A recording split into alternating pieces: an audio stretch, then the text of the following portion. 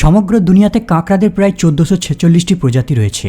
এদের মধ্যে বেশিরভাগ প্রজাতি জলের মধ্যে বাস করে, কিন্তু কাঁকড়াদের এমন কিছু প্রজাতি রয়েছে যারা জলের পরিবর্তে ভূমিতে বাস করে। এদের মধ্যে একটি প্রজাতির কাঁকড়া হলো কোকোনাট ক্রাব বা নারিকেল কাঁকড়া। নারিকেল কাঁকড়া কাঁকড়াদের প্রজাতির মধ্যে সবথেকে বড় সাইজের কাঁকড়া হওয়ার সাথে সাথে সবথেকে ভয়ঙ্কর হয়ে থাকে।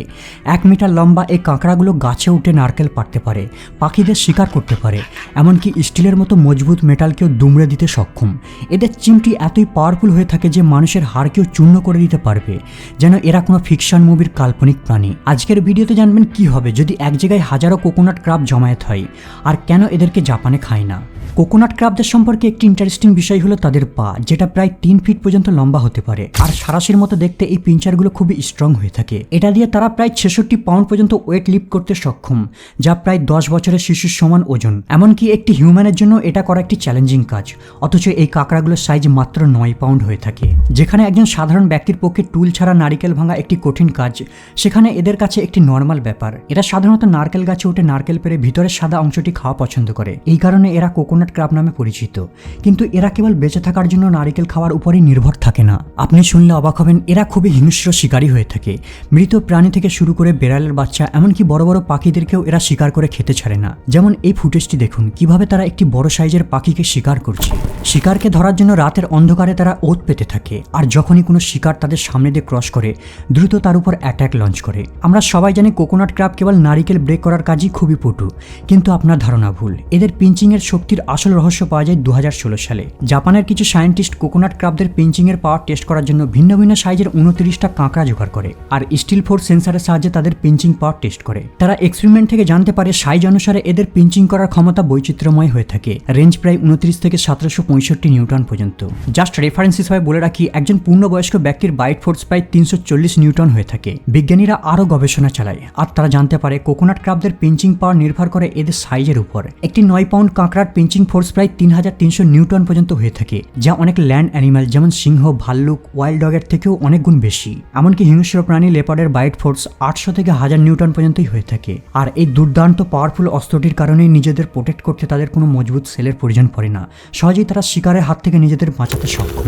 কোকোনাট ক্রাবদের একটি বিশেষ স্কিল রয়েছে, তারা যে কোনো খাবারকে দূর থেকে খুঁজে বের করতে ঘ্রাণ শক্তি প্রয়োগ করে থাকে। ঠিক তারা কীট পতঙ্গদের মতো খাবারকে ট্র্যাক করার জন্য অ্যান্টেনার ব্যবহার করে থাকে। খাবারের গন্ধ নেওয়ার জন্য তাদের প্রচুর মস্তিষ্ক শক্তি প্রয়োগ করতে হয়, আর এই সেন্স অফ স্মেল ব্যবহার করেই তারা অ্যামেলিয়া ইয়ারহার্টকে চিবিয়ে খেয়েছিল। অ্যামেলিয়া ইয়ারহার্ট একজন আমেরিকান লেখক। তার স্বপ্ন ছিল প্লেনে চেপে গোটা বিশ্বে চক্কর দেবে। বড় হওয়ার সাথে সাথে সে একজন পাইলটও হয়। সে সব রেকর্ড ব্রেক করার জন্য 1937 সালে একা আটলান্টিক ওশেন ক্রস করার জন্য ফ্লাই করে। তার এই জার্নিটা ছিল খুবই চ্যালেঞ্জিং, কিন্তু হঠাৎ তার যাত্রাপথে এমন কিছু দুর্ঘটনা ঘটেছিল যার কারণে মাঝ সমুদ্রের মাঝেই গায়েব হয়ে যায়।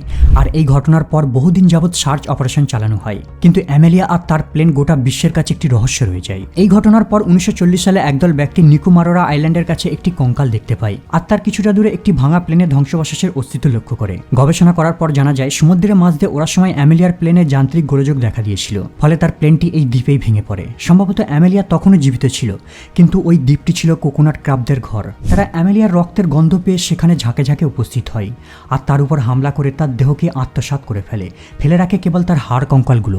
একজন 6 ফুট হাইটের ব্যক্তিকে বাস্তবিক কোকোনাট ক্রাবদের দ্বারা খাওয়া সম্ভব কিনা তার প্রমাণ করার জন্য 2017 সালে বিজ্ঞানীদের একটি দল একটি এক্সপেরিমেন্ট করে। তারা একটি মৃত শুকরকে ওই দ্বীপে নিয়ে গিয়ে একদল কোকোনাট ক্রাবদের সামনে ছেড়ে দেয়, যাতে তারা জানতে পারে যে এমিলিয়া ইয়ারহার্টের মৃত্যুর জন্য এরা যুক্ত ছিল কিনা।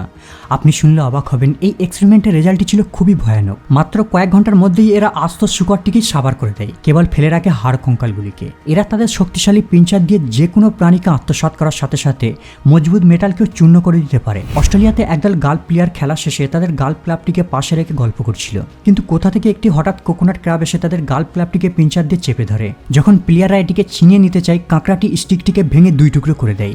এখন ভাবুন এদের পিঞ্চার কতটা স্ট্রং। মাঝে মাঝে এরা অদ্ভুত কাণ্ড ঘটিয়ে থাকে, যেমন কিচেন থেকে ছুরি নিয়ে দৌড় দেয়, গাড়ির চাকাকে পাংচার করে দেয়।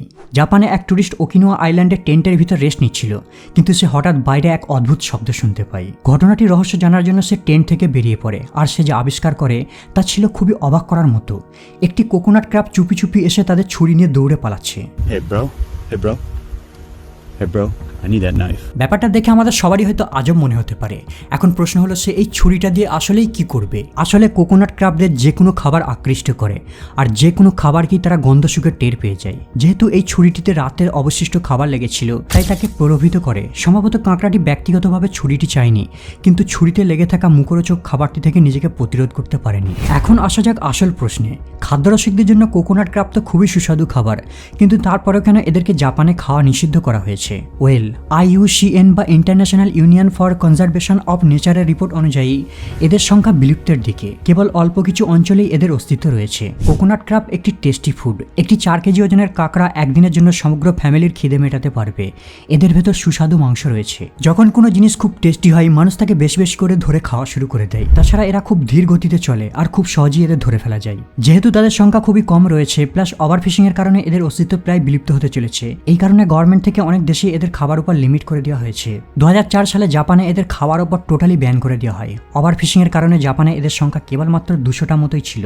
জাপানে এদের নির্দিষ্ট কয়েকটা দ্বীপেই দেখা যায়। জাপানের সরকার মাকাকো আইল্যান্ড আর ওয়াকিনাওয়া আইল্যান্ডকে কোকোনাট ক্র্যাবদের জন্য আশ্রয়স্থল বলে ঘোষণা করে। এই কারণেই জাপানিদের ডিনার টেবিলে এদের দেখা যায় না। এমনিতে এদের জাপানে খুব কমই দেখা যায়, কিন্তু যখন দেখা যায় তারা খুবই কঠোর নিরাপত্তার মধ্যে থাকে। প্রতি বছর মে মাসে অস্ট্রেলিয়ার মেলবোর্নের উপসাগরে এক আজব ঘটনা ঘটে। সমুদ্রের তলদেশে কয়েক হাজার কাঁকড়া জমায়েত হয়। দেখে মনে হবে যেন তাদের কোনো মিউজিক ফেস্টিভ্যাল চলছে। এখন প্রশ্ন হলো তারা কেন এক জায়গায় জমায়েত হয়? আসলে এই সময় তারা পুরাতন সেল ত্যাগ করে আর নতুন সেল বেরোনো পর্যন্ত 1 সপ্তাহ পর্যন্ত অপেক্ষা করে। পুরাতন খোলক ত্যাগ করার পর তারা দুর্বল হয়ে পড়ে, ঠিকভাবে নাড়াচাড়া করতে পারে না। আর ঠিক এই সময় স্টিংরে মৌকা পেয়ে যায়।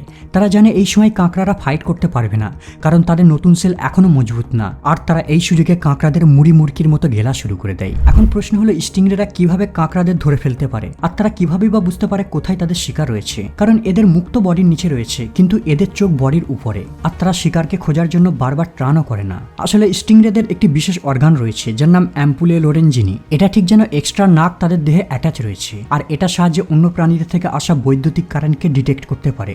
সুতরাং তাদের কোনো চোখের প্রয়োজন পড়ে না, চোখ বন্ধ করেই খাবারকে গিলতে পারে। এই সময় কাঁকড়ারা কোনোভাবেই নিজেদের প্রোটেক্ট করতে পারে না। প্রতি বছর পুরাতন সেল ত্যাগ করার সময় কয়েক হাজার কাঁকড়া এক জায়গায় জমায়েত হয়, কিন্তু বেঁচে ফেরে মাত্র কয়েকশো। তাই কাঁকড়াদের পপুলেশন কম হওয়ার পেছনে এটাও একটা অন্যতম কারণ।